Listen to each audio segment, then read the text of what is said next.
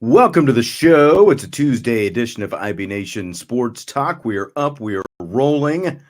He's Jesse. I'm Sean. Both Stiers, as you can see on your screen. How are you tonight? Doing well. It was a quick day of work, so I can't necessarily complain. Next thing I knew, it was time to prepare my notes for tonight's show. Boom. And there you go. There you go. We got a lot of stuff to get to in the course of tonight's show. We're going to do some overachievers, some underachievers, not just for Notre Dame, but from all around college football as well. And in rapid fire, we've got some Notre Dame topics to get to, some NFL type playoffs to get to, some other college football playoff topics to get to. And of course, questions, comments are always welcome from everyone except Tommy.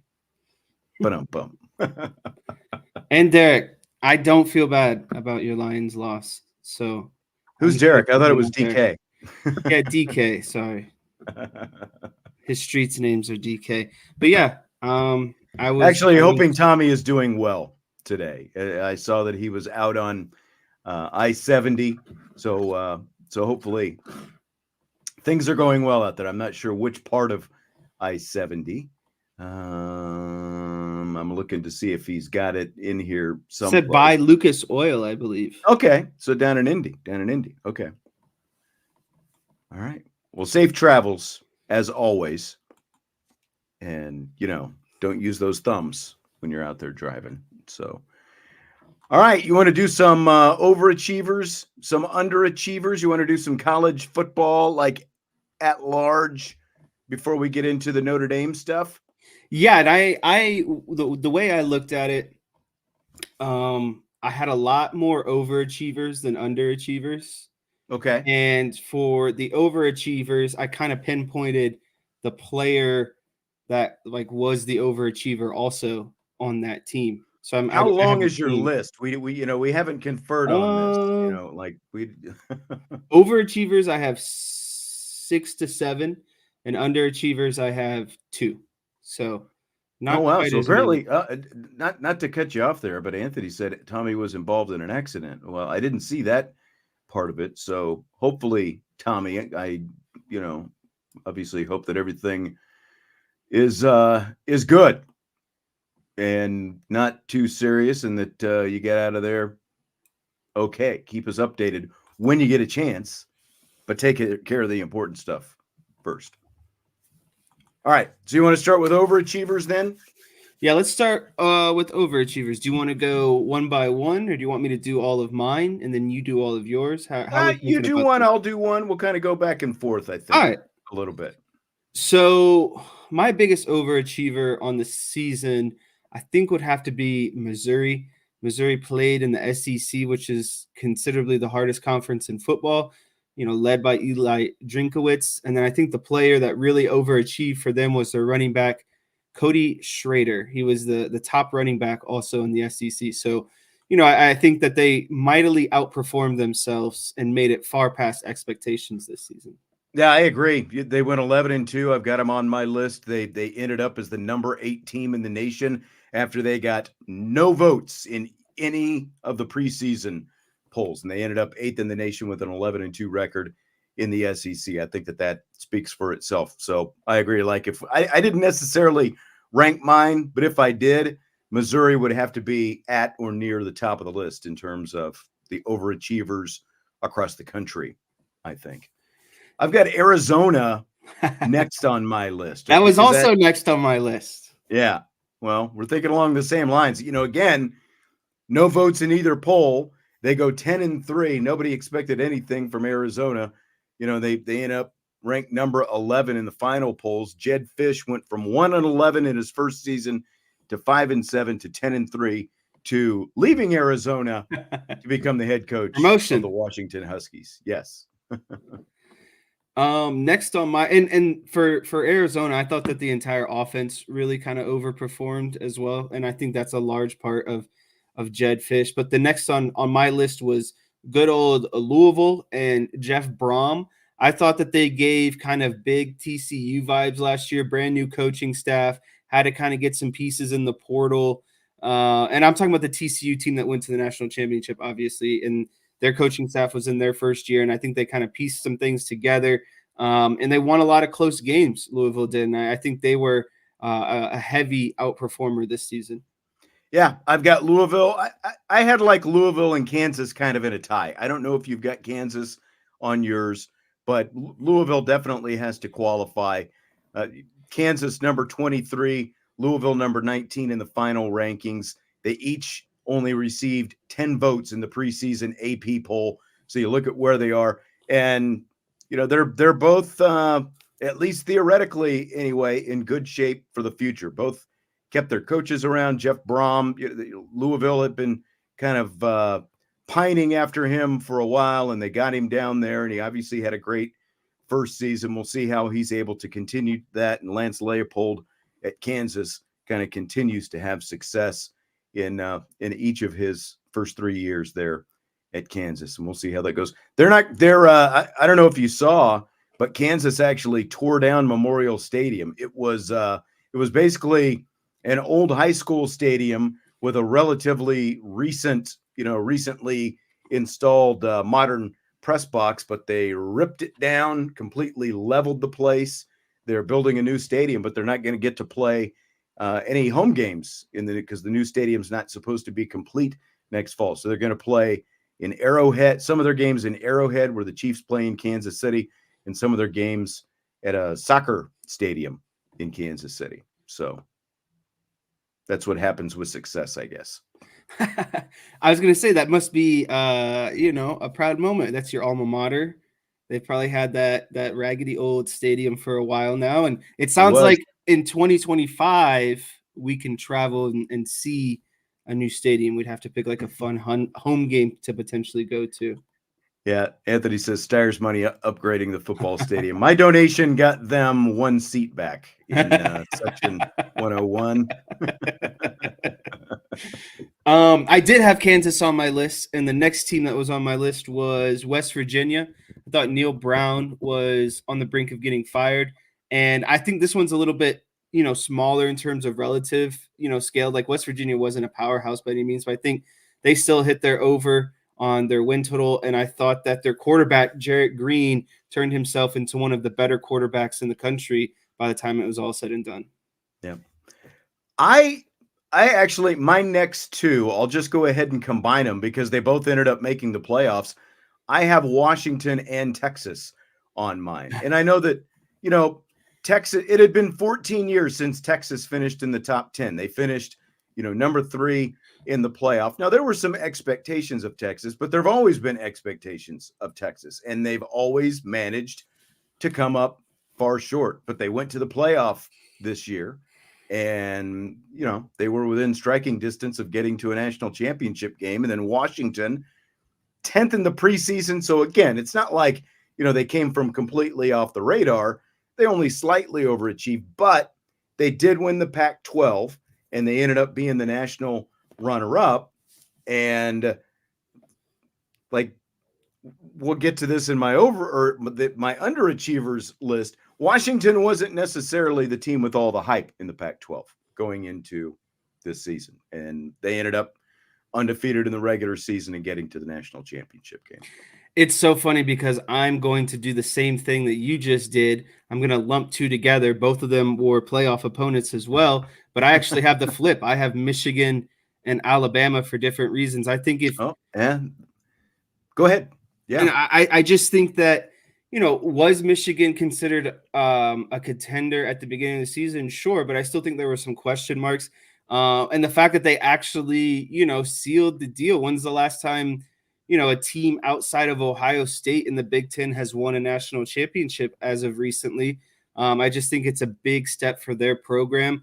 And I think that they overachieved, and so much so that their head coach is now leaving to, go to the Chargers. And it's just kind of funny because I think that had they not won that, I don't think Jim Harbaugh gets as much as attention. I think Michigan's success finally got Jim Harbaugh what he wanted, right? He brought Yeah, a back to national the NFL. championship to his alma mater, and he was able to go on to the NFL. And so for that reason, I think they're big overachievers. And then Alabama as well. At the beginning of the season, no one knew where their offense was going to go. They were going between Milroe, Buckner, and another guy. They were, it was basically open tryouts as the season had already started for Alabama at quarterback. And, I just thought Nick Saban did even though they didn't win at all, I think from where they were at the beginning of the season to the end, to upsetting Georgia, to winning the SEC ultimately, and being, a snap away from beating Michigan and back in the national championship.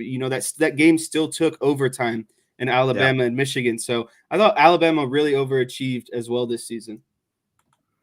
I concur. Tyler, yep, we agreed on Louisville. We had it on. You might have jumped in a little bit late. We covered Louisville a second ago. Definitely among the overachievers in college football, I think, this year.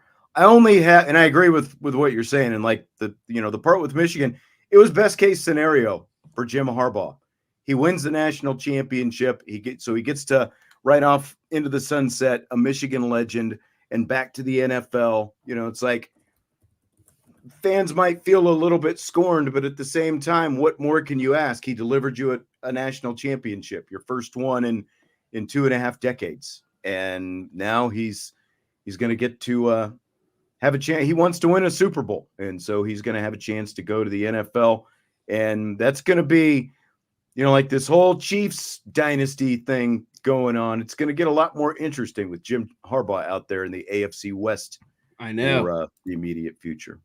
I had one more overachiever if you didn't have any more left. I've got one. It's an individual, not a team. And my individual is Jaden Daniels because he won the Heisman Trophy. And, he went from 17 touchdown passes, 885 rushing yards, and 11 touchdowns in 2022 to 40 touchdown passes, 3,800 yards, 72% completion percentage, which was up 4%, and over 1,100 rushing yards and 10 more touchdowns. So again, like the whole, Mike Denbrock just rode on the coattails of Jaden Daniels. Like Mike Denbrock was there when Jaden Daniels also had 17 touchdown passes. And he was, from year one to year two, look at the progress that he made, So I think that most of the hype was on Caleb Williams and maybe even Bo Nix or Michael Penix to a certain extent. And so I think Jaden Daniels definitely overachieved with with the kind of season that he ended up with, and the fact that he won the Heisman Trophy when it was all said and done, especially for a team that lost 3 games winning the Heisman, with all that. Yeah, I will say that individual player-wise, Jaden Daniels far exceeds kind of the rest of the playing field. And then the last team that I had for overachievers was Northwestern. I thought Northwestern, coming into the season, everything that was going on with Pat Fitzgerald and the program, and I think their win expectations was like 1 or 2 games, maybe. They ended up going 8-5 and winning a bowl game as well. And so I thought that they really overachieved, just kind of where, everything was at the beginning of the season with what was going on around the entire program. Stymie nominating Ryan Day for overachieving. I mean, maybe there's still a lot of talent on that team. And if you look at the Big Ten, because I think someone, said something to the effect of Michigan only had to play 3 quality opponents, and they still won the 2 that mattered at the end. No, that's right. But 3 if you count Ohio State. If you look at Ohio State, Ohio State didn't have to play many more quality opponents. They had to play Notre Dame, obviously. They had to play Michigan. They had to play Penn State. Who else? This is a whole can of worms that I would love to get into at some other point, and this is why I still believe, the Big Ten as a whole is kind of, overrated, because they don't play a powerful out of conference schedule. They rely on the conference itself, and I feel like the conference itself has been top heavy for the last decade. You know, there's really only 2 or 3 really good teams in that conference. Yep. Yeah, Anthony gave him credit for winning, as he said. Underachievers. Can we agree that USC combined with Caleb Williams are the Yes. most underachieving team and individual in the nation? Is there any disagreement to that? I think that the strongest rebuttal would be Texas A&M and Jimbo Fisher. But when you combine Caleb Williams in that equation, I think USC trumps because you have head coach, his name is slipping me right now, Lincoln and Riley.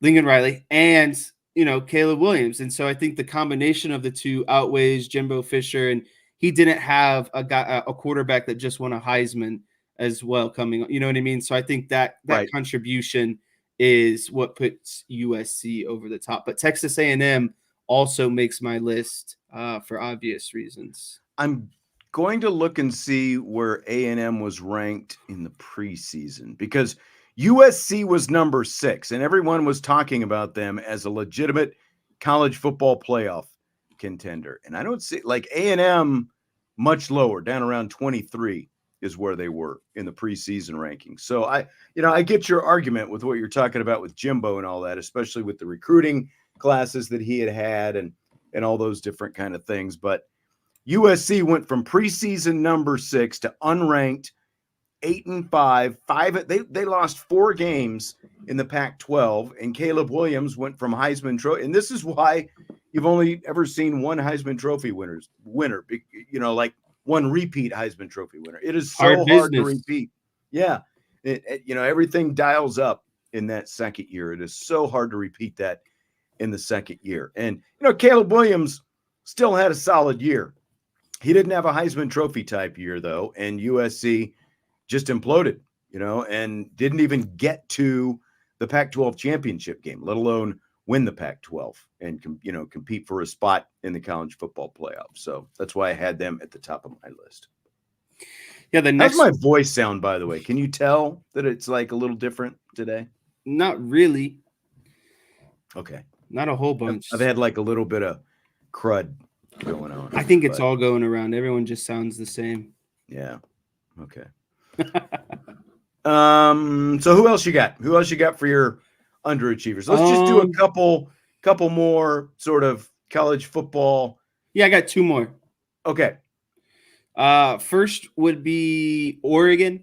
I think that the fact that you lost to Washington twice, one in the regular season, one in the conference championship, most importantly, the conference championship, they had the higher expectations, the quote unquote better roster, going into the season. And I thought that they got outperformed by a conference rival.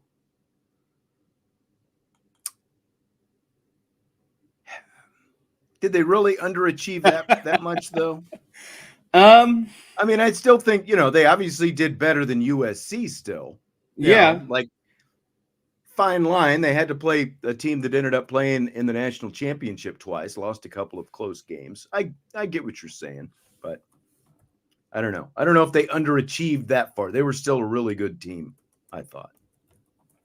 TCU is my top or my next underachiever because, look, I know they lost a lot of guys and they probably overachieved, to the nth degree, getting to the national championship game the year before. But the fact, like it's one thing to go, they basically went from playing in a national championship game and getting wrecked in that national championship game, obviously, to getting train wrecked this year. They lose to Colorado in the season opener. It begins the Deion Sanders hype. It allows the Deion Sanders hype to really, the hype train to take off. And TCU finished unranked and 5-7.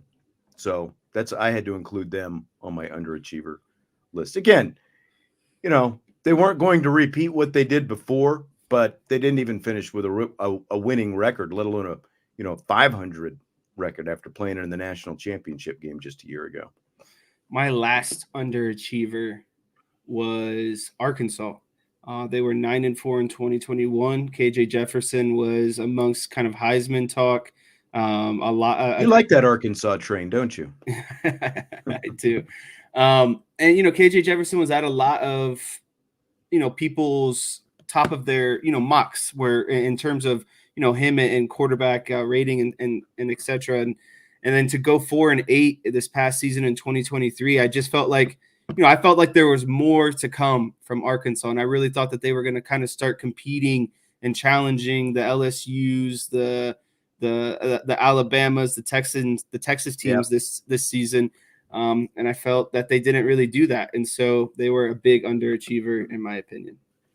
Anthony says no ND. We're going to talk specifically about Notre Dame here in just a second, Anthony. And I will just say this. Here's what's interesting about Notre Dame, because, yeah, you can make a case that they underachieved, but they started the season with a number 13 national ranking. They ended up with a number 14 ranking when it was all said and done. Pretty steady to me. So, like, maybe by Notre Dame fan standards, Notre Dame underachieved, but based on the expectations from around the country and what people saw of Notre Dame, they actually landed right where they were supposed to land when it was all said and done, with a 10-win season, 10-3, and a minor bowl win. So, I don't like, if you look at Notre Dame overall, Jess, would you say it was an underachieving season, or it definitely wasn't an overachieving season? Would you say it was an underachieving season, though? I think it was I think you have to look at it by component. I thought that certain areas of the team overachieved and certain areas of the team underachieved, if that makes sense. I think Marcus Freeman as a head coach slightly overachieved because I saw growth in Marcus Freeman as a head coach. I thought that the team in certain situations underachieved. I still think that they did not perform in the big moments, right? Like the Ohio States, the Clemsons, those were big moments in the season and they underachieved.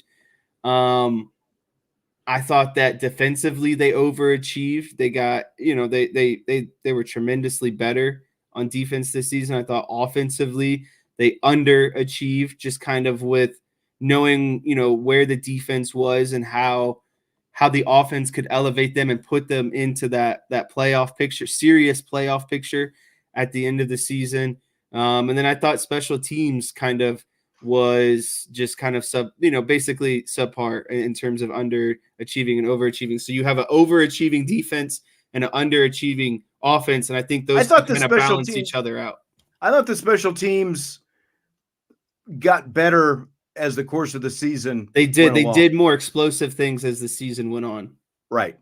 And I don't know how much of that is, you went from a guy like Brian Mason, who did things so well and obviously had his own particular way of doing things, to a new special teams coach like Marty Biaggi, who has had some success at some different stops. But, we started to see some blocks, some return, like you said, some explosive things, some returns and those kind of things. So I felt like overall that got better, but I do agree with what We Are Not Marshall says. Being at the Ohio State and Clemson games, he says they underachieved by going 1-2 against the big three. Again, the Louisville game was a massive underachievement because they really weren't in that game, like from the get-go. So I would say when you look at Louisville and Clemson and the way they lost those games, and we've talked over and over about the interceptions and the turnovers that Sam Hartman in particular had in those games, I think that you have to say that if they at least, like, if those games had at least been competitive, like the Ohio State game was competitive.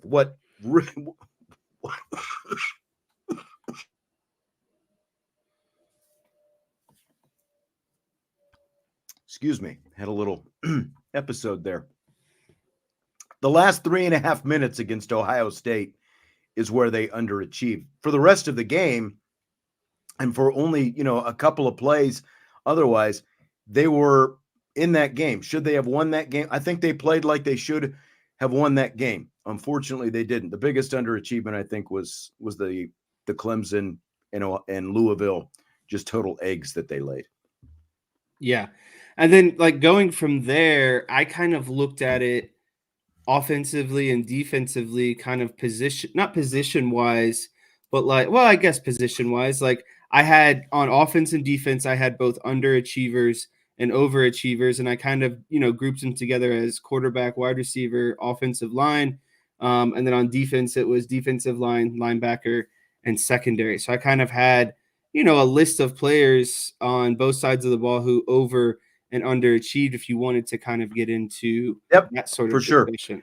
And just a couple of different things. There's some questions that I see start up, or some questions from the chat that I've got start up. I'm going to save them for rapid fire. One is about the Riley Leonard news that was reported today about his ankle, and the other that ABCDEF, whoever that is, was asking about Chad Bowden and the Michigan stuff. So we will address both of those in rapid fire here in just a few minutes. We'll go ahead and finish, this talk, doing our overachievers and underachievers, and then we will be sure to address those in rapid fire. So, overachievers for Notre Dame, like who are the specific players at the top of your list for the overachievers? Yeah, so for the overachievers, I'll start with the offense. I at the top of my list was Audric Estime at the running back position. At honorable mention at running back, I have Jeremiah Love. Amongst the offensive line, I actually, when healthy, I thought Rocco Spindler was an overachiever. Honorable mention was Joe Alt. Joe Alt gets the honorable mention because it's like how much more can he actually overachieve? But then again, like he's already great and his game actually got better this season. So I think that still deserves kind of the honorable mention in terms of overachieving. At the wide receiver position, I had Jordan Faison, a guy. You're doing obviously, position, man. So you're just going, you're doing comprehensive. Okay, I got yeah. you. That's kind of like I try to find one guy So each Joe position. Alt, I don't think Joe Alt overachieved though, did he? Didn't you put him on your overachieve list? Yeah, he was like an honorable mention though, because I'm saying that like even though he's great, he still got better. That's still overachieving to me at the end of the day. Like he still took his game to another level. I thought Chris Tyree was an overachiever just because he had never played wide receiver before, and I thought he did a lot of good things at wide receiver. I think your definition of overachieve is too broad here. Well, and then defensively, I had Howard Cross, JD Bertrand. Okay, let's slow down. Let's stick with the offense here for just a second. So since you've mentioned a lot of different guys, to me, I think you've got to put Faison at the top of the offensive list because the guy went from walk on, we don't know anything that's going to happen if he plays, you've got to give him a scholarship, all this stuff, to basically playing a little bit more than half the season. And he has 19 catches for 322 yards, which becomes the fifth leading receiver on the team. So I've got to put Faison there. Rico Flores has got to be on this list as well, even though he's no longer with the team. But, true freshman, and ends up being the top leading wide receiver and the number 2 overall pass catcher with 27 receptions for just a little under 400 yards. And I put Mitchell Evans on my list as well of overachievers because, again, like you thought that Mitchell Evans could probably do some nice things, but one, you're taking over for a legend, Michael Mayer. So who knows really what to expect from Mitchell Evans. And he ends up being the team's leading receiver for the season. So those are my top 3 offensive overachievers. Do you disagree with those as the top? Like if I put those at the top of the offensive list? I can get down with Faison. I can kind of get down with Flores. I don't think you could have 2 overachievers from a room that farly underachieved on the season. So I think you have to pick one wide receiver in terms of overachiever, and I think Faison makes more sense because he was a walk-on that no one had expectations for and ended up being the most valuable player of their bowl game by the time the season was all said and done. I don't like Mitchell Evans didn't like. I see your point, but he just didn't contribute enough to me. Audric Estime was also up there for me because I thought he was the heart and soul of the team. When I thought he was the real leader of the offense when they really needed someone See, more but than Sam Hartman. to me, it's hard to make him an overachiever just because I think a lot of that was expected from Estime this season.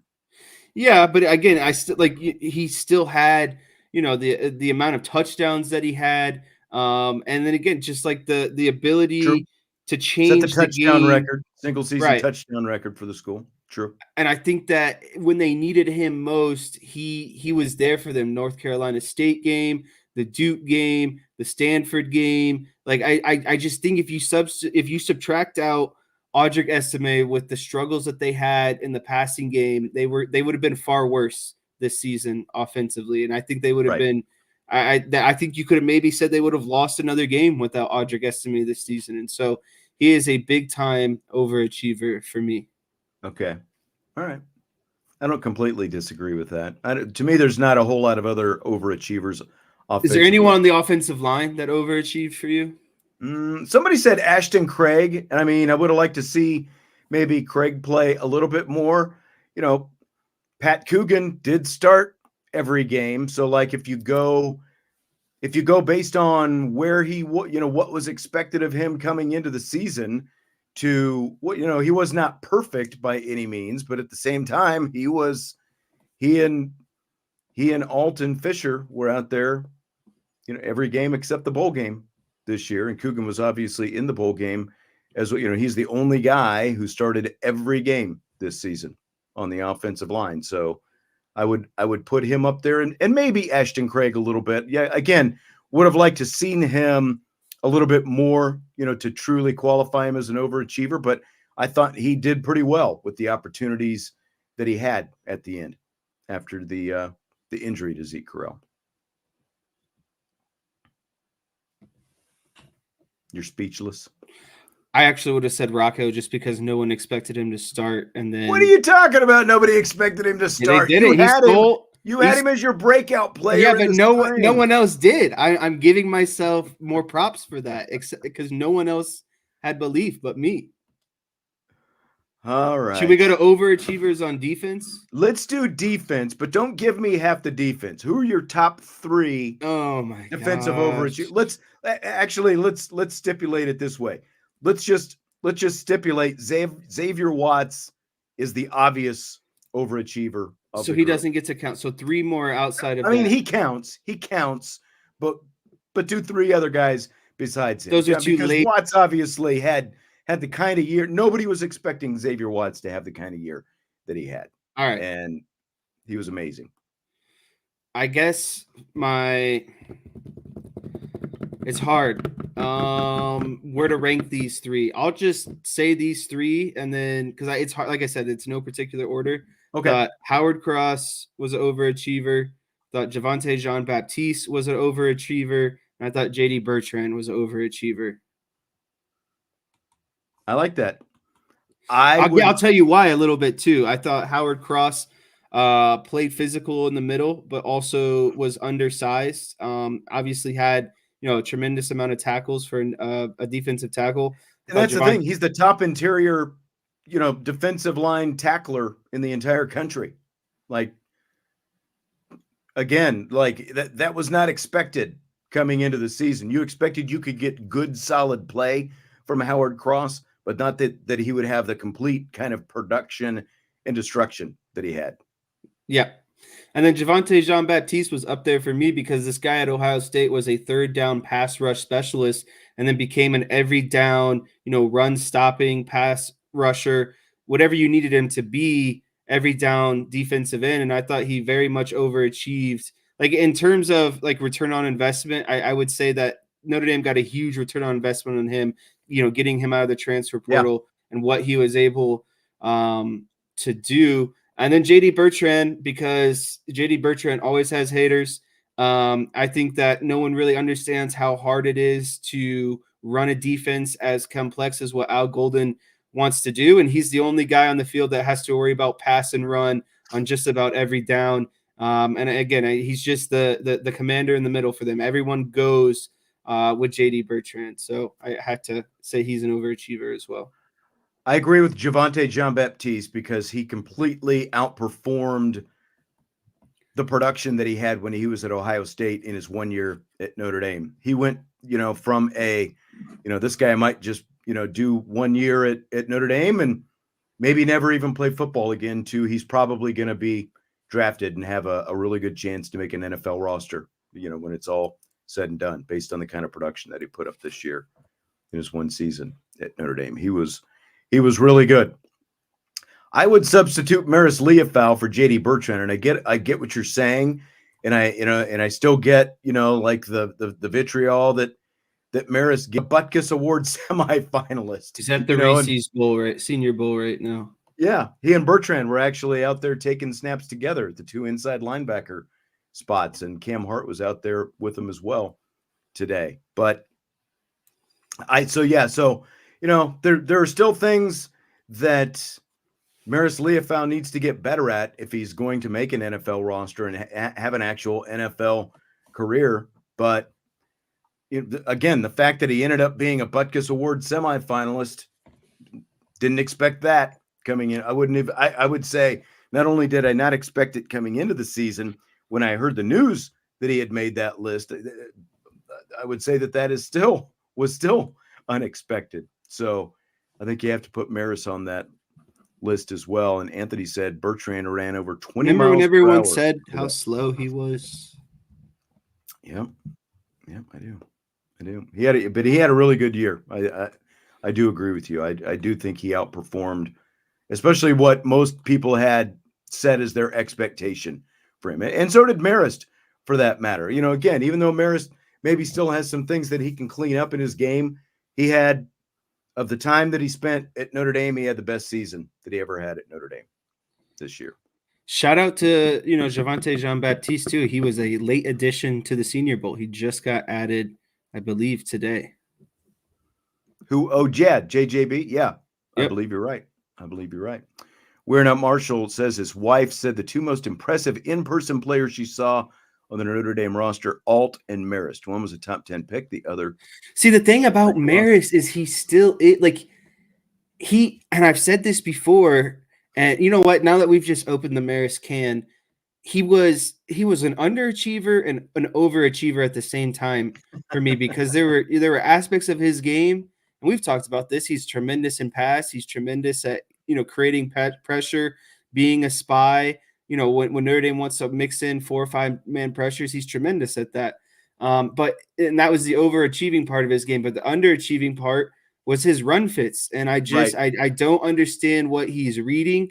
And I know half the time they're just telling him to blitz and go and clog a lane, but in actual reads, he's still bad at reading. He's still bad at flowing over the top, and I just don't know what it's going to take for him to get better at that. And that's where I'm saying, like, the guy is a freak of an athlete. The way he's able just to kind of run around the field, his motor is always high. He's got good athleticism. He's able to cut. He's able to play well in coverage.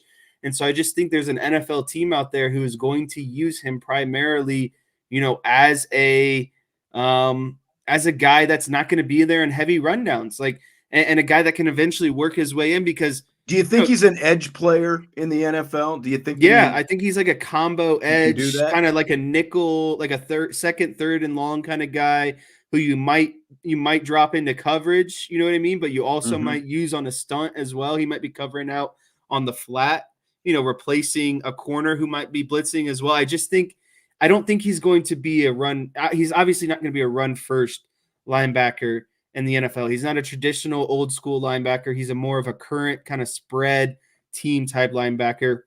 And it's really funny because, Drew Tranquill made his way to the Chiefs as, I think, primarily a beginning down linebacker, a guy that they really liked in the run game, but weren't too sure about the pass game. And then some injuries happened in front of him. And now, he played tremendous in that game against the Ravens. And I think that's kind of the situation you might find Marist in, a guy who naturally gets better the more he kind of plays, into the NFL. Because I think there's just a lot of different things that he can do.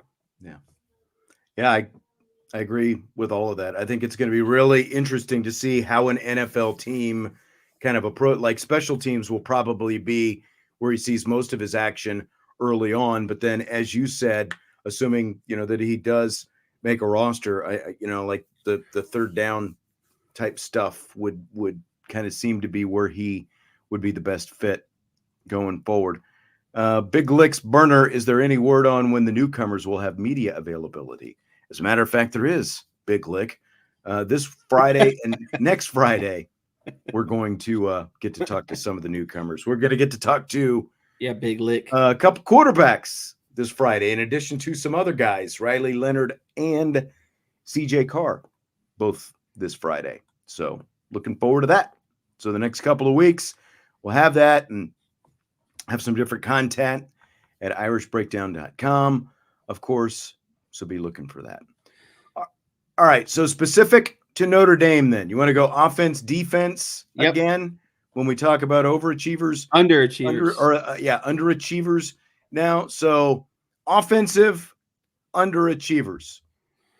Give me your three, and then we'll discuss. And I want to see if we are if we're on the same. This is gonna open a big conversation. No particular order. Tobias Merriweather, Sam Hartman, and this one's tough. It's between Zeke Correll or Blake Fisher.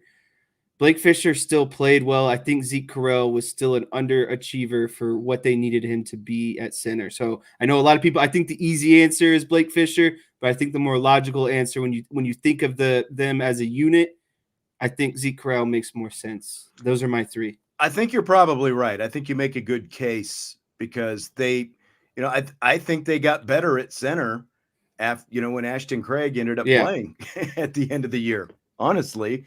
For a guy with as little experience as he had compared to as much experiences as Zeke had, I think you're probably right because Fisher was a guy I was originally thinking about, but he did go into the season as if things go the right way, like he was supposed to be a first round guy, but that's not what's going to happen with Blake Fisher right now, so I think there's still a case for him as an underachiever, but I think you're probably right. I think you probably have to put Zeke ahead of him on that list.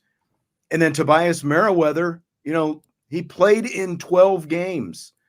He had, 3 of those 12 games without a reception and 5 others with just 1 catch. His biggest game, 3 catches for 91 yards against Central Michigan. And there were a ton of expectations on Tobias Merriweather. And I don't think that they were unfair either because of the talent that he thought that he should be out there putting up big numbers, but it didn't happen.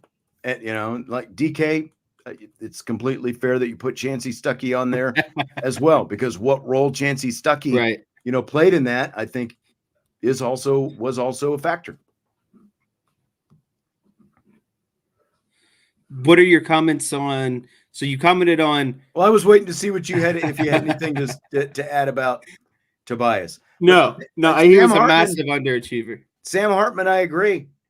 It's mostly because of his performances in the big games. They got him for the big games. Yes, that's right. That was going to be the next words out of my mouth. They got him for the big games, and he couldn't deliver in those big moments, unfortunately. 5 interceptions total in the losses to Clemson and Louisville. I mean, that's what it comes down to, and the fumbles as well. And, I don't put as much, I don't put it on him, right? Like Ohio State, but those 2 games specifically, Clemson and Louisville, you needed much better from Sam Hartman, and unfortunately, he wasn't able to deliver that. So I think a big caveat to this situation with Sam Hartman is that you also, there's a piece of that pie that is the offense that he was running, in which he was told to run, obviously.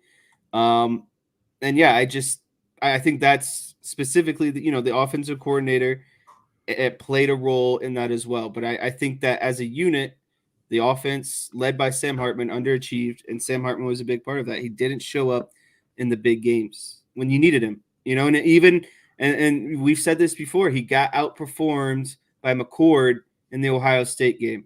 And he couldn't. You got a first-time quarterback. Yep, first-time starter. That's right. First-time starter in the big moment led Ohio State to the end zone. And unfortunately, Sam Hartman couldn't get it done. Now, again, we can talk about play calling and, some different things like that also, like specific, especially to the Ohio State game. But even if you throw the Ohio State game out, Right. if Louisville and Clemson. If they win those other games, they still have a chance to at least be in a New Year's Six bowl, So, yeah, I think that you have to say for a guy with his experience, underachieved based on what all of us thought, or most of us thought anyway, coming into the season. Our old friend Crying Belly, was actually more right about him than we would have ever thought at the time. I thought the defensive underperformers was a much easier task. I thought it was easy because of how hard it was. I thought the defense was tremendous this season. So finding underperformers was actually kind of hard. But I had two. At the top was Jordan Botelho. I think he is they're still trying to figure out what to do at Viper. And he's a big reason why. And then you start looking at linebackers. We already talked about Maris and JD. I think Jalen Sneed is an underachiever for me. For whatever reason, he still hasn't figured it out. A ton of athleticism, a ton of talent. I don't know if his time is still to come. I don't know. I just think for what he is, I think he is still an underachiever. I would have liked to see him more out there defensively. And then in the secondary, I tried to find someone, but like Benjamin Morrison, Xavier Watts, DJ Brown, Cam Hart, like all those guys were great this year. I think like you got more out of DJ Brown and Xavier Watts than you probably thought you were at the beginning of the season. Again, Morrison, like DJ Brown wasn't perfect, but based on probably what people thought you were going to get from DJ Brown this year, he actually overachieved to some extent. Because when I was looking at it, I was like, oh, DJ Brown, but then I dove more into like looking at his grading because I have the PFF stuff, and I was like, he actually like was really good this year. Like, yeah, in terms of what you thought he was going to be, and still like on a national scale, he was still a very solid safety at the end of the day. And I thought the backup, like that Christian Gray and Mickens, were also overachievers. And so it's like, are we really going to say Thomas Harper is like the only underachiever in the secondary? I don't think you can, because he's a specialty guy. He's a nickelback type player. So I didn't have any underachievers outside of Jordan Botelho and Jalen Sneed. I would agree with that. And I think that both of those guys are kind of X factors in terms of what the defense can be next year. And they both had their moments. They both made some plays. It's not like they had horrible seasons, but because of what you're talking about, as good as the defense was as a whole, like those are the two guys that you kind of have to nitpick a little bit. And, again, Botelho is a part-time player the year before, actually, almost outproduced what he did as a full-time player this year, especially when you talk about pressures and sacks and tackles for loss and, those kind of disruptive plays and that kind of thing. So, yeah, I agree. All right. Well, that's going to do it for that part of the show. Jesse, are you ready for rapid fire? Let's do it. That was a meaty first section. It was. By the way, DK says Lions, overachiever. Cowboys, underachiever. That's fine. I don't disagree. Depends on whose expectations that you're looking at as well. Who's holding the expectation compass? Yeah. Big Licks Burner. What time do the Cowboys play in the 11th? Oh, wait. Never mind. Big Lick. Just make sure and ask that to all the other 30 teams. That's not just a Cowboys problem. I just want it noted that for people who say we talk about that certain team too much, they only got mentioned because other people have brought them up. I even had a reference and I held off. Yep. That topic I am avoiding as much as possible. Big Lick, as we start rapid fire, we just got done talking about overachievers and underachievers. Let's just go with his question before we get to some of this other stuff. Would you say Al Golden overachieved this year? 100%, especially if you ask this specific group of people, because I think there was a lot of people who at the beginning of the season would have told you Al Golden was on the hot seat for whatever reason, and that, his performance didn't live up to expectations the season before. And yeah, they were a top 10 in a lot of defensive categories. I could go through the list of them. And I think as a composite, they were a top 10 defense. And so, yeah, they mightily overachieved this season. See, I'm not going to go. Well, you're saying the defense mightily overachieved. Sorry, Al Golden. I've said all along that the defense was actually better than Al Golden was given credit for. Oh yeah, in 100%. year one, and that they just needed to obviously improve in some specific areas. So, did he overachieve? Again, like if you're talking about overall, especially fan expectation, okay, I can get with that. He overachieved based on that. But I still think that the defense, again, was much better in year one than he was given credit for. Just needed to do like better in the red zone, better in some third down stuff, those kind of things. And he obviously flipped all the numbers and turned it into an elite defense. But I do, think that there is something to be said for all those guys having a second year in the system. So, report out today, and I believe Blue and Gold was the one that had it out. The report out there about Riley Leonard having ankle surgery. Jesse, I don't know how closely you follow this. I know this was on our boards at least a week ago. This is not something that like we just found out about today. Maybe somebody else did, and I'm not taking shots at other outlets. This is something that we knew about at least a week ago because I know that it was out there. He had the tightrope. What do you call it? The tightrope surgery on his ankle. And what the tightrope is, it's a procedure where you drill holes in the bones of your leg and they put this kind of high strength, suture in there and it stabilizes the ankle joint. We obviously all know that he had that high ankle sprain. It is a procedure that helps with high ankle sprains. There are others who have had it. And, he's been on. The reason we knew about it is because, he was seen when classes started a couple of weeks ago with, on crutches, on campus. So it's not like we didn't know about this. It's been out there. And, so the big thing now is how quickly is the recovery process going to be, especially when you get up against spring practice. It is almost February now. So we're within a month or so probably of spring practice getting started. So how much of spring practice is he going to be able to do? What's he going to be able to do during spring practice and that kind of thing? So yeah, tightrope surgery is literally just like what it sounds like. You tighten that, elasticity between the ankle. It's like if you imagine a rubber band that you've stretched all the way out and it no longer is allowed to go back. That's it. The ankle was kind of stretched out and now they're just tightening it back up. So not overly huge. Yep. As we are not, but good point. We are not Marshall. Brock Bowers down at Georgia had it during the season and returned by the end of the season. And he's down there at the Reese's Senior Bowl, I believe, as well. Wasn't he down there? Or was it the East-West Shrine? He was at one of those. Where the good players go. Yeah, that's right. Where the good players go. So, again, we had it on our boards. We had something about it on our boards a while back. It's funny because just today, one of the blogs aggregated something that Brian put on the boards.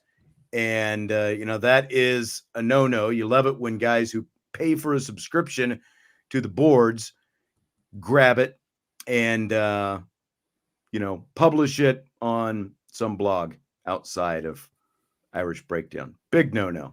Big no-no. Like, come on, man. What are you doing here? Speaking of which, ABCDEF, he was asking about this earlier. What's this BS about Michigan wanting Chad Bowden? So apparently, Michigan has thrown a big offer.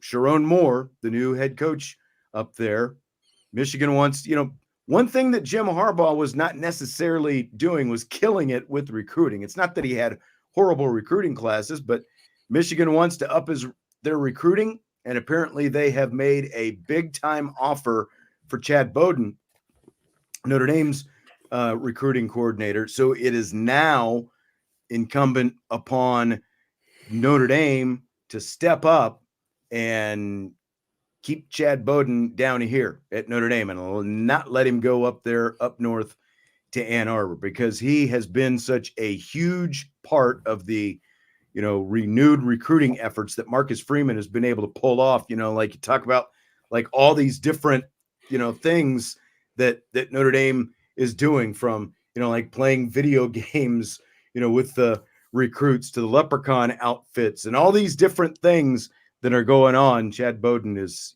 right in the center of all that stuff, and he's a huge part. And so you can't let him walk up north to Michigan. You gotta pony up, and you gotta keep him here at Notre Dame. What do you think, Jess? Yeah, I think that's what it ultimately comes down to, is the money. I think that he wants to stay at Notre Dame. It's just a matter of if Notre Dame is going to put together a respectable offer to kind of essentially match what Michigan has done. But like you said, he's very important and crucial into what Marcus Freeman has done in terms of his recruiting classes since being a head coach at Notre Dame. Obviously, Notre Dame has gotten, they've upped themselves as a recruiting, powerhouse. And I think if you want to continue to be, in that upper echelon in terms of recruiting, you have to keep someone like Chad Bowden around. And if I'm not mistaken, he is a Cincinnati guy that came with Marcus Freeman. So this is, his loyalties remain to Marcus Freeman and Notre Dame. But it's just You would like, hope. if you don't offer the money, it doesn't really matter, right? Like, I think his preference is to stay at Notre Dame, is what I'm getting at. It's just a matter of if Notre Dame is going to do what's necessary to keep him here.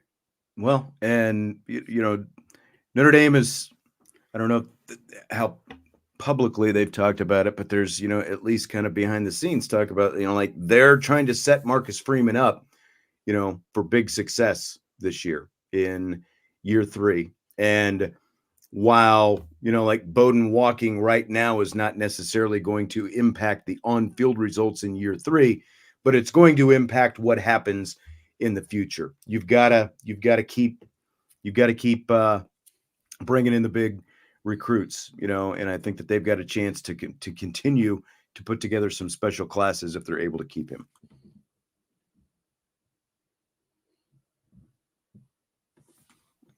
I'm fighting off a sneeze here. Those were my favorite when I was in class in college, when you get the coughing or sneeze attacks, and it's just like, yeah, I'm just gonna excuse myself out of this classroom of 100 people. Yeah, Joe, this is actually a good point. Joe says, "Oh, donors, show him the money." I think that this is a position maybe that is in need of some endowment. What do you think? Like we've got these other coaching positions that are endowed. Get this endowed. Show him the love. Show him the money. Get it done. All right. Speaking of which, who are the expectations higher for in 2024? Sharon Moore in his first season at Michigan, or Marcus Freeman in year 3 at Notre Dame? It's got to be Marcus Freeman in year 3 at Notre Dame. Michigan is coming off a national championship. Their head coach just left. There's going to be obvious, regression or letdown, just because unless you win it again next season, it's going to be regression, right? I think if you're Notre Dame, you're going to be in that first year of the expanded playoffs. That is going to open the window to let Marcus Freeman into his first college football playoff berth, which should be the expectation this season, in combination of, what's returning on defense, what they've added on offense, and the schedule, at least on paper, for next season, and the relative, easiness, I guess you could say, for it. And so, yeah, I just think it's time for Marcus Freeman to take the next step into the college football playoff realm. Stymie says Freeman, especially with the schedule, and Tebow at quarterback. I like that. Tebow quarterback. I think that Riley Leonard is a little bit better passer than Tim Tebow, but at least a little bit better passer. But I agree. I think it's Freeman as well, because this is year 3, and he's had 2 years to kind of work out some of the kinks as he's adapted to becoming a head coach. And, like the free passes are used up at this point. And as you said, between the schedule, the kind of transfers they got coming in, a legitimate championship defense that we just talked about already, that they've got coming back, with all these different things. I mean, it is on. It is college playoff or bust for Marcus Freeman in year 3. Sharon Moore, I don't know exactly what the leeway is going to be. There's, like you're definitely at Michigan, riding the wave of that national championship, and you're the favorite son. He got a lot of love, for filling in for those 4 games for A lot of Jim tears. Harbaugh. Yeah, and all that different stuff. So I think that he gets a little, I won't say free pass, but he gets a little leeway. He's going to have a new quarterback next year and some other key departures and everything. But like when it comes right down to it, I think at the very least he's got to beat Ohio State next year, don't you? So I don't know that Michigan, my point is, I don't know that Michigan's fans' expectations are going to drop that far, but I definitely think that there's more on Marcus Freeman in his 3rd year than there is on Sharon Moore in year 1. Definitely agree, and I think that Michigan has a much tougher schedule next season as well, so that's also going to play into it. But yeah, Sharon Moore, I just don't think there's a lot he can do outside of going like 6-6 next season, or you know what I mean. Like I think like again, it's just going to take a lot for him to be seen as kind of an underachiever next season. Circling back a little bit to the chat, Bowden Anthony says that he is Marcus's Vinny Serrato. That's a great comparison. Vinny, the linchpin guy, director. I don't know if it was called director of recruiting or what exactly it was called when Lou Holtz was the head coach 30 some years ago at this point. But like early 2000s, everyone was taught. You would hear, like, why can't can they bring Vinny Serrato back? He was with the Washington Redskins for a long time. And, like, why can't they find another Vinny Serrato kind of guy? Chad Bowden is like, maybe even, I won't say a step up at this point, because obviously, those Lou Holtz teams in their peak won a national championship, should have won another national championship, and we're always in that conversation.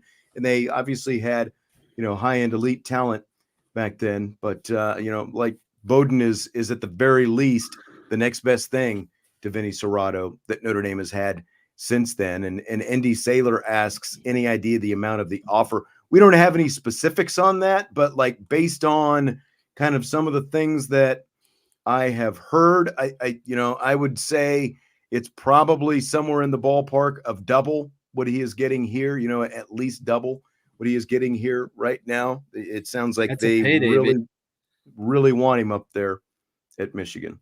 So you got to pay him.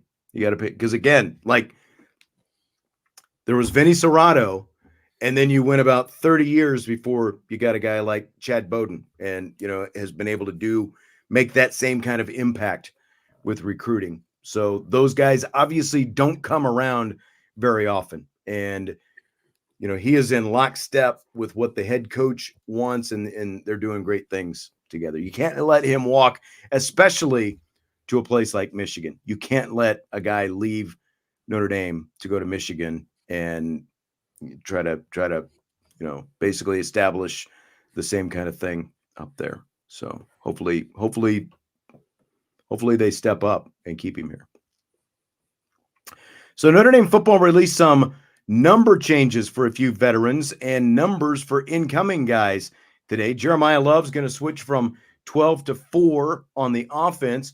Jaden Osbury is also going to switch to number 4. He had number 23 last year. And Jordan Faison is going to go from 80 to number 5. So which of the switches do you like the best? I'm going to have to go with Jordan Faison just because 5 is my personal favorite number.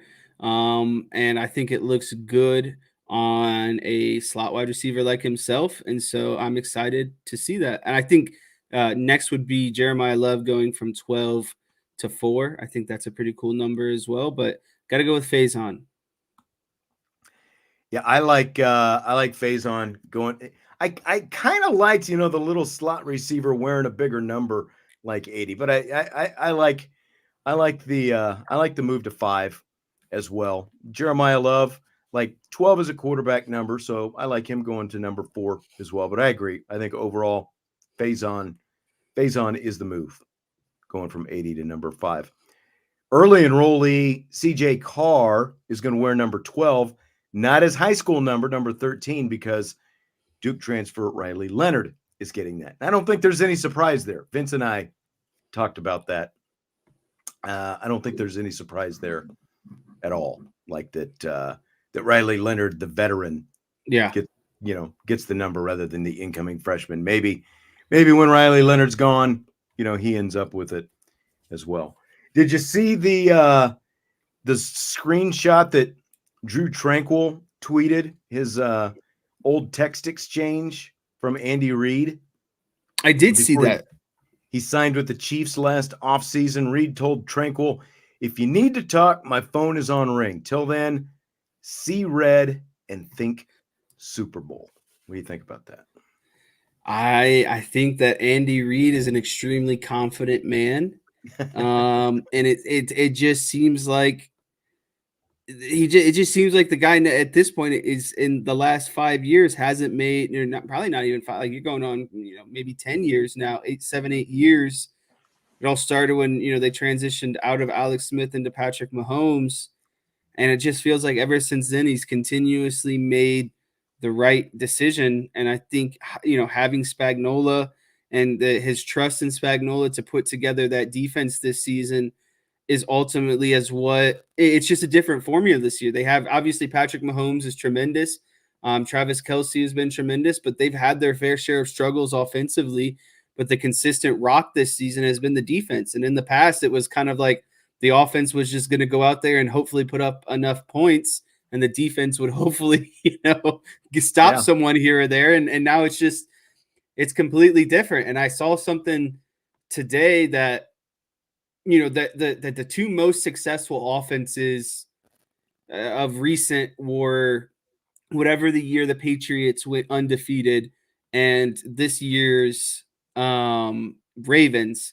And the guy to take down both of those offenses was Spagnuolo, because he was the defensive coordinator for the Giants the year that they beat the Patriots, and eventually go on to win the Super Bowl. So it's just kind of crazy to see, how far that defense has become. And now it's like I said, it is what is winning them games, and not the offense like we're used to. I think it's pretty underrated, actually, because they've had to win some lower scoring games this season than they're used to scoring. And I mean, the fact that the Chiefs are even in the Super Bowl, like everyone wants to talk about Patrick Mahomes mostly, but I think you're right. The defense played a huge part in it. There were games this year where the Chiefs, there were like multiple games this year.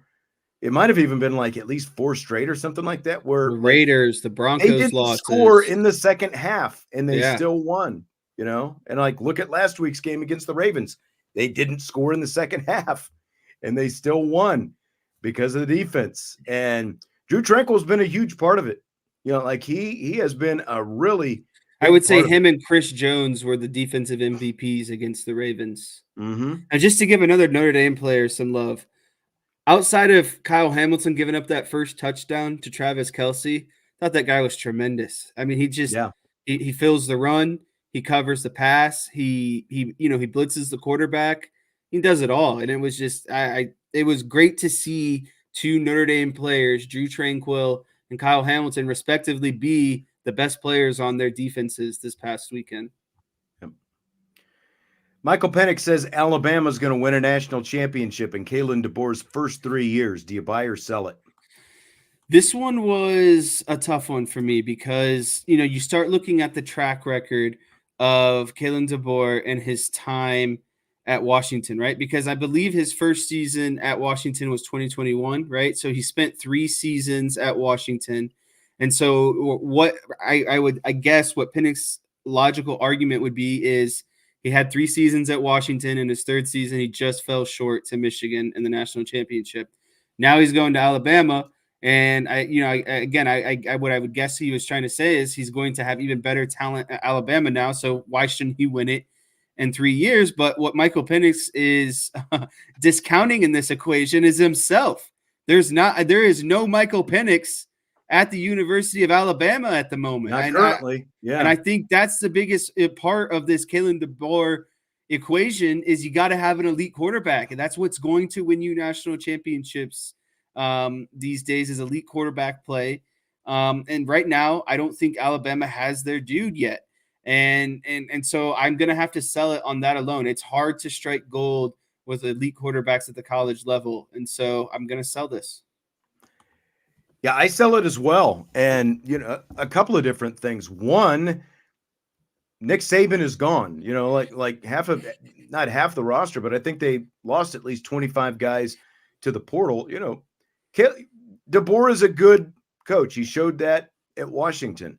Maybe he's able to pull somebody out of the portal, but let's not forget he was able to get Michael Penix because of the connection that they had all the way back to Indiana, when he got him to transfer, from Indiana up there to Washington when DeBoer got the job. So that played a huge part in that. I don't think that there's necessarily anyone like that he had at Washington that he's going to be able to pull down there. And I've talked about this before. Before Nick Saban showed up, there was a long stretch of time where they had real success. 17 years between Alabama national championships and more 500 to sub 500 seasons, than even winning records with a lot of pretty good head coaches down there. So I don't think it's a lock at all. And then you add the layer of, somebody mentioned the fact that, Andy Saylor talking about Georgia, Georgia is ahead of where Alabama is right now. And they transfer portal and you're having extra rounds in the college football playoff that you got to win as well with a guy who had a lightning in a bottle type season at Washington with a lightning in a bottle type quarterback, as you mentioned. So I'm selling this as well. I don't think that it's, could they, I don't even think it's a lock that they're necessarily in the playoffs every year because, they've got a lot of questions to answer before they even get there. I don't think it's like you can just say Alabama's Alabama. You can plug in whatever coach. He's got a lot to prove to get him there. So Dan Patrick says Patrick Mahomes is now in the I'd never bet against Patrick Mahomes phase of his career. Do you buy or sell that? You know what? I'm going to buy this because Patrick Mahomes is 14-3 in playoff games. He has now put together a full regular season of just playoff games, 17 games, and he is 14-3 in those games. And if you compile his stats, total passing yards, touchdowns, interceptions, and that ratio, only one player has done better than that, and it's been Patrick Mahomes in his own regular season. So what I'm getting at is no one is playing – like Patrick Mahomes is playing even better, and the guy doesn't turn the ball over in the playoffs. Right. He's playing even better in the playoffs with a 14-3 record in his career.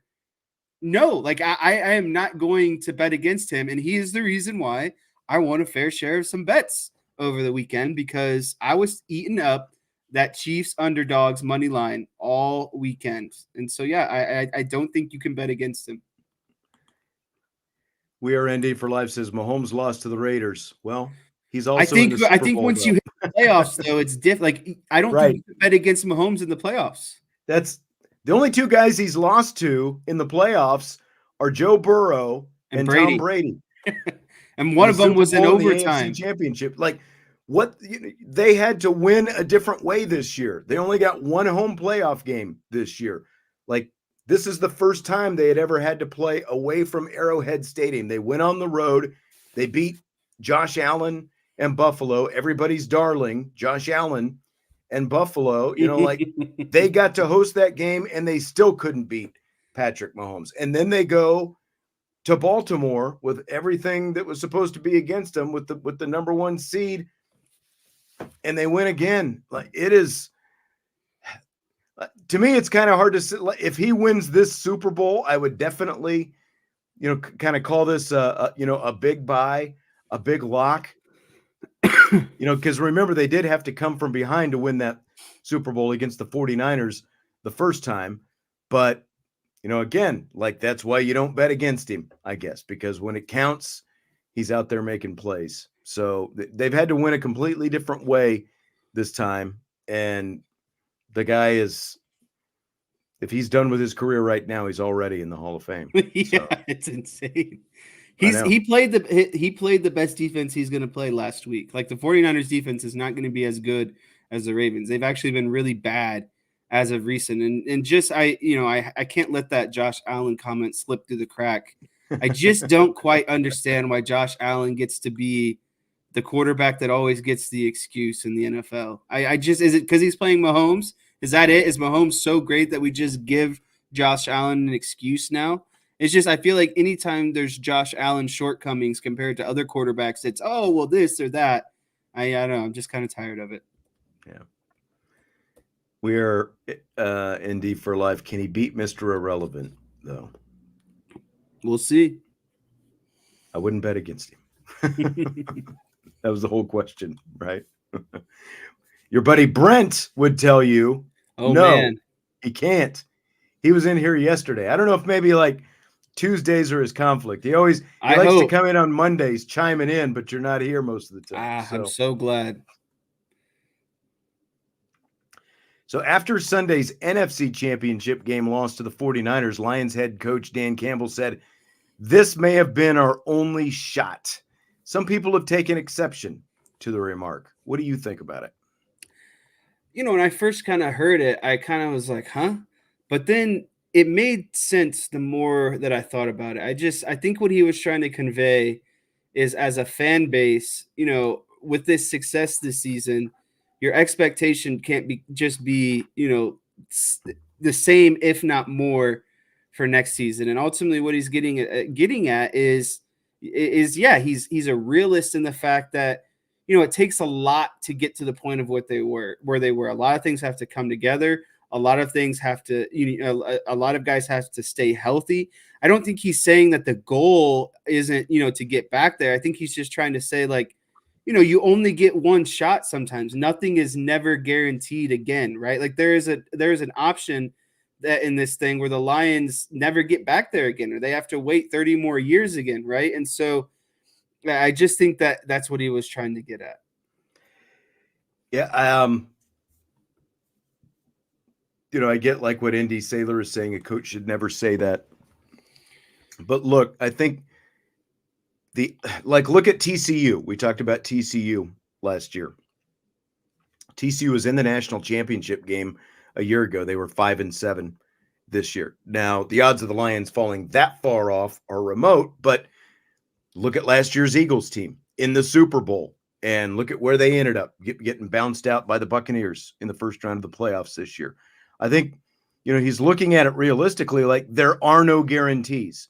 You have to, you have to work like hell just to get to that point. And then to get there again and go even farther, you have to work even harder.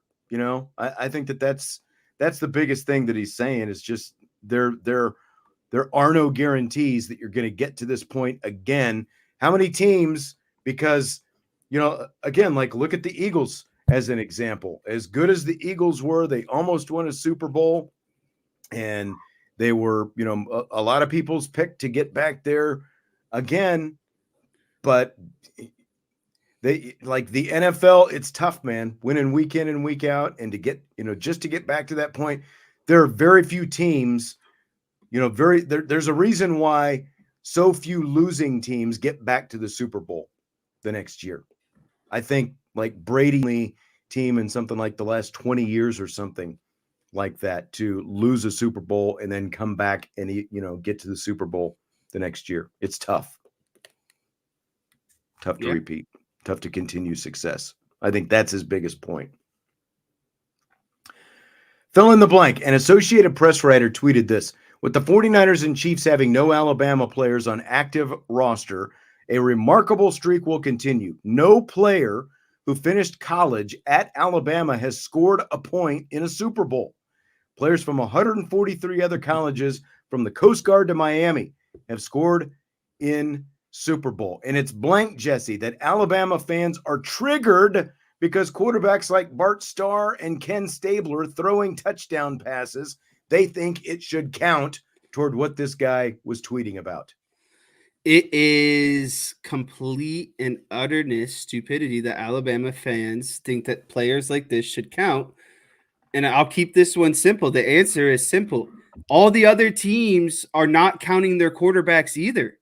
And so if everyone is not counting it, then what does it matter, right? Because then it's still, that's the common denominator in this whole thing, is that quarterbacks don't count. And so if it's not counted for everyone, then it shouldn't count for Alabama. And so I just think it's quite remarkable that a program of the national championships, the players that they put They into the didn't score the NFL, touchdowns. That's what right? it comes down to. They're not a Yes, running back or a That's wide not receiver.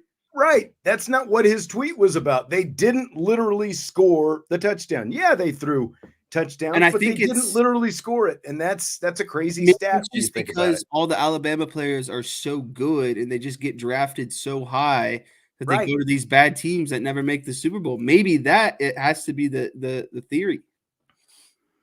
It's got to have something to do with it, I think. But like even I think Sean Alexander, when the Seahawks went to the Super Bowl the first time, was the running back then. He was in the Super Bowl, didn't score a touchdown. Man, Salty, you're cutting deep. Man, With this I one. saw that. Look how hard it is to have a good IB Sports Talk show the night after a good This is in man, reference that's to just we're not guaranteed to get back to this point. right. And then, of course, our old friend DK. Why do Dallas fans hate Josh Allen so much? I will tell you from my personal why I don't care that much. It's not like I hate Josh Allen. All anyone talked about, I'll use this as an example. Does Dak Prescott, have his liabilities? Yes, Dak Prescott has his liabilities. All anyone wanted to talk about last offseason was the fact that Dak Prescott led the NFL with interceptions, right? Well, Josh Allen, from what is it, 6 years, 5 years he's been in the NFL now. I think this was year 6.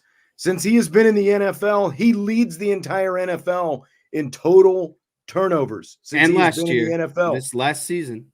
Right. But that is not talked about to the degree that, like, again, using that as an example, like the Dak thing, like if Josh Allen was in Dallas, he would be a much more polarizing figure. But because he's the Buffalo Bills quarterback and he plays for a largely irrelevant team, he doesn't get near the criticism I think that he deserves. I think he deserves much more criticism than he gets, and he only doesn't get it because he plays in a small market like Buffalo. Yeah. That's what irks me about Josh Allen. Josh Allen, again, he only gets celebrated for his good things. Yes, I'm jealous that he's beating Dak in that category, DK. Touche. All right. Well, I think that's going to do it for tonight. Appreciate everyone being here. As always, had fun, even with Salty, who rallied and came back around at the end. And again, Tommy, hope everything goes well for you. Keep us updated on how you're doing out there on I-70. Hope things go well for you. And it sounded like, at least, not hurt or anything like that. So appreciate you. Hit that like button and, of course, subscribe, rate, and review. And we will talk to you later on IB Nation Sports Talk.